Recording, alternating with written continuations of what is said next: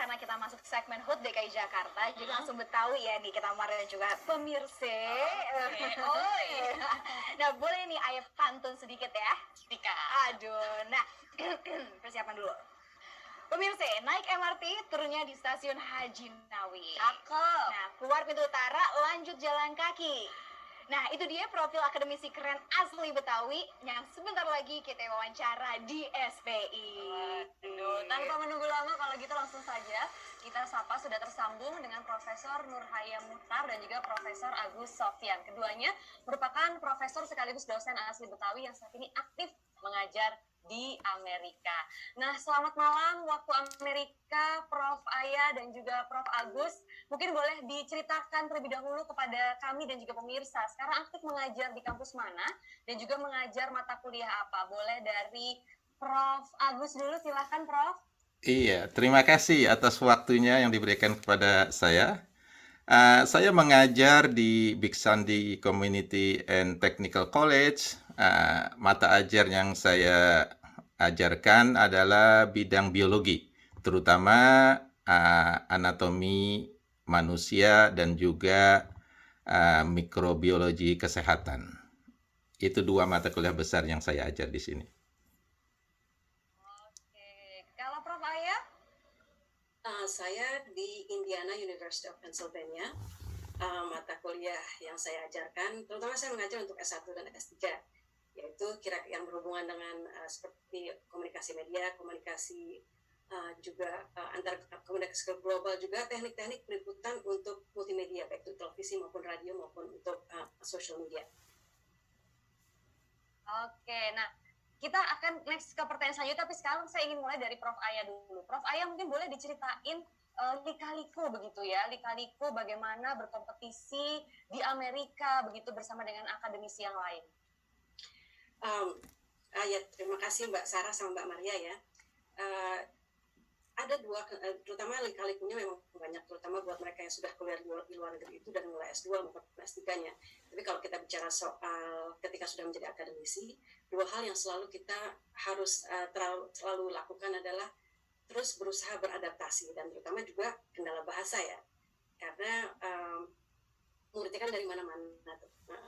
Kita juga belajar bahasa, dan juga saya karena bidang saya berhubungan dengan media, saya juga harus beradaptasi bagaimana media di Amerika itu bergerak, bagaimana perubahan maupun lika-liku budaya yang mereka hadapi, hingga nanti mata kuliah yang saya ajarkan kepada mahasiswa juga nyambung dan mereka juga bisa mencari kerja sesuai dengan apa yang mereka mau. Selebihnya lebih pada lika-liku budaya, karena kita menjadi minoritas, jadi selalu beradaptasi bagaimana agar kita bisa diterima. Tapi sebagai orang Betawi, kita kan juga memang sudah terbiasa dari kecil, sudah harus beradaptasi karena kita tinggal dengan masyarakat dari berbagai budaya di Indonesia. Jadi ketika pindah, adaptasi itu memang selalu dilakukan, tapi tapi karena besar di Jakarta juga memudahkan kita untuk selalu beradaptasi.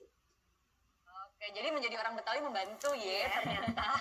Nah, kalau Prof. Agus gimana? Merasakan juga tidak sih persaingan, mungkin kita ingin lebih tahu persaingan akademisi yang begitu kompetitif di Amerika?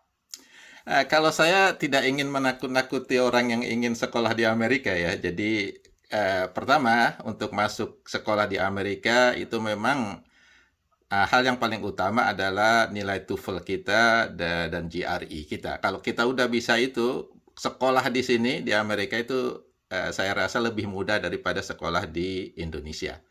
Kemudian setelah lulus, demikian juga dengan mencari lowongan kerja, itu relatif lebih mudah karena mereka di sini terus terang itu lebih fair. Jadi yang mereka lihat bukan dari mana kita berada, tapi apa kualitas kita, apa yang kita bisa bawa ke tempat tersebut. Sehingga mereka biasanya melihatnya ke sana, bukan dari daerah mana kita berada atau negara mana kita berasal.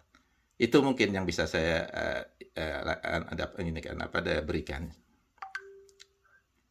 Baik, Prof. Agus.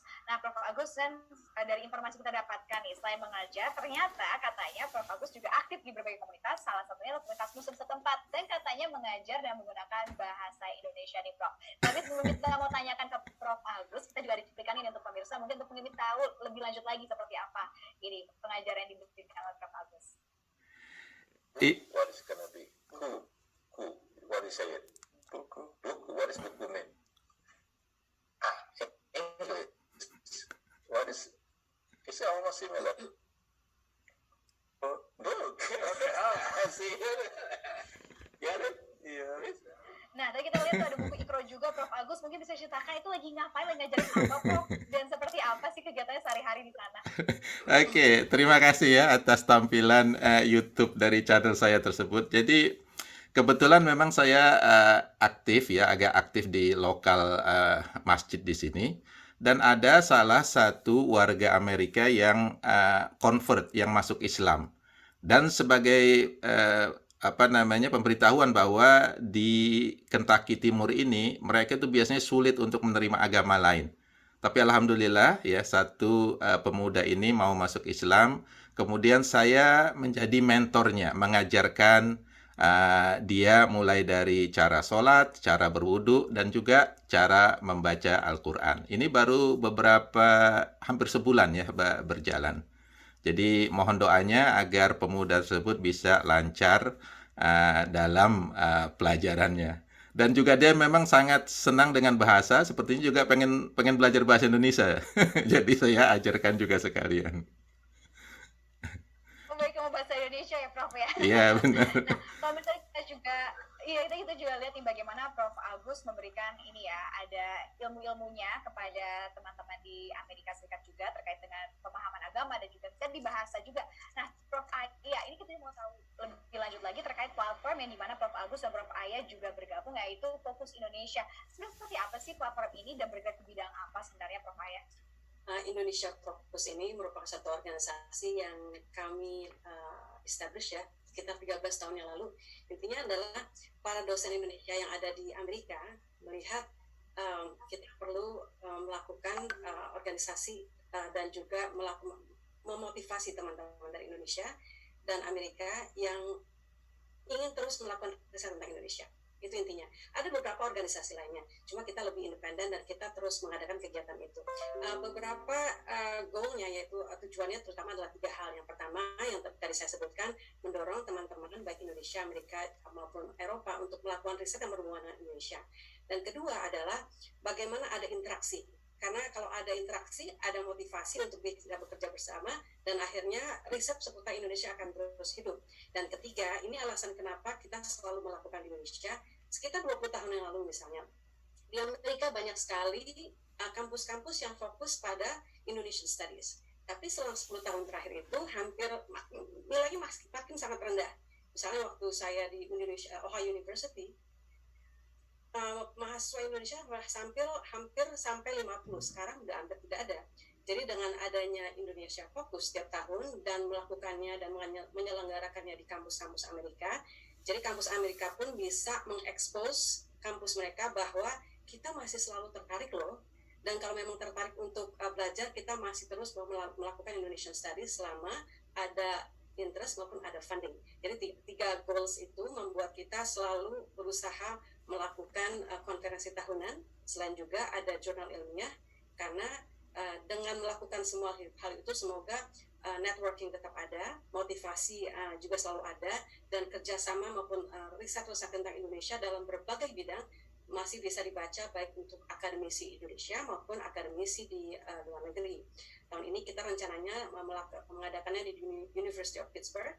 Setelah 2 tahun kita melakukannya di online, semoga keberadaan kita dan melakukannya di kampus Pittsburgh, teman-teman dari Indonesia, teman dari Eropa maupun mereka sendiri juga bisa berkumpul untuk sharing informasi riset yang tidak hanya berhubungan dengan COVID maupun bagaimana daerah-daerah di berbagai tempat berusaha bridging the gap, berusaha melakukan adaptasi untuk membangun berbagai sektor terlepas pada masalah yang banyak timbul setelah COVID terjadi. Luar biasa, wow, kiprahnya ya kalau begitu. Nah ini karena tentunya ini menjadi inspirasi ya, khususnya kita jelang HUT DKI begitu bagi putra-putri Betawi, mungkin bisa disampaikan dari Prof Agus dan juga Prof Aya, apa sih motivasi utamanya soal pendidikan bagi putra-putri Betawi? Silakan mungkin dari Prof Agus terlebih dahulu. Iya, ya kalau menurut saya ya untuk anak-anak muda yang di Betawi nih, saya juga pernah muda dulu di Betawi, emang suka kumpul di jalan-jalan itu ya. Jadi jangan takut ya, jangan takut untuk keluar dari daerah kita, jangan takut keluar dari Betawi, jangan seperti kata Mandra, jangan tetap primitif ya, jangan primitif jadi orang Betawi itu. Harus terus melangkah, berani keluar. Kalaupun bisa keluar negeri sekalian. Gitu. Saya ada pantun, boleh ada satu pantun ya? Oh, Mbak. Oh, boleh. Ya. Bentar, Prof, sebelum kita sebagai closing ya, Prof ya. Boleh Ya, ya. pantunnya sebagai closing di Kita sini. dulu nih, biar ini surprise dan juga spesial. Tadi kan dibuka pantun sama pantun Prof. Agus berarti sekarang. Nah, kalau Prof Ayah bagaimana, Prof? Mungkin untuk bisa memberikan pesan-pesannya, terutama untuk perempuan juga, untuk putri-putri Betawi luar sana yang mungkin ingin mengikuti jejak Prof Ayah sebagai seorang profesor nanti. Baik Mbak, saya ada tiga advice lah buat teman-teman, buat mahasiswa, buat siswa-siswa, karena terutama kan ini udah mau masuk SMA ya, dan juga mau persiapan kuliah. Yang pertama adalah jangan takut untuk bersaing. Yang kedua, bekerja keras. Dan yang ketiga, jangan melupakan nilai-nilai yang sudah diajarkan. Karena saya merasa penting mengatakan tiga hal ini, karena kalau mahasiswa, kalau ini orang-orang Betawi seringnya kan madrasah aliyah, madrasah sanawiyah, kemudian takut dia bersaing. Dan saya sendiri backgroundnya yaitu madrasah sanawiyah, madrasah aliyah, kemudian kuliah di IKIP. Jadi apapun background kita, selama kita bekerja keras, selama kita beradaptasi, selama kita terserah mau kemana, seperti Pak Agus bilang, insya Allah kamu ketemu aja sama Pak Agus ini, seperti saya di Cililitan, Pak Agus ini di Kalibata, ketemunya di Kerja keras dulu ya, harus ada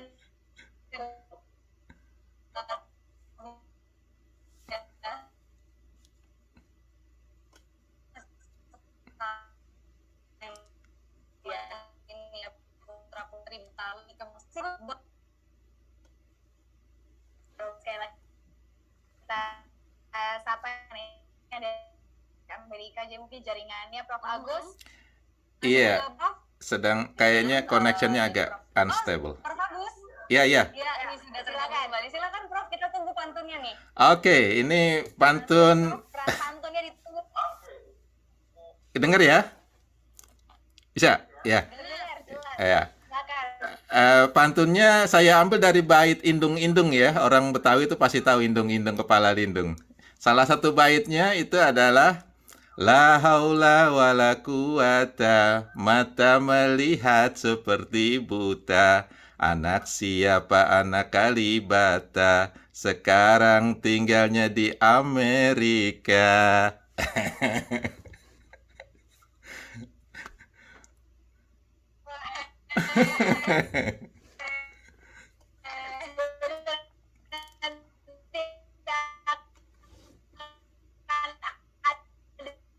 Lebih lagi putra anak kali. Dan juga Prof Ayah, terima kasih sudah berbagi di Selamat Pagi Indonesia. Pemirsa tetaplah bersama kami harus jeda terlebih dahulu, tapi kami akan kembali lagi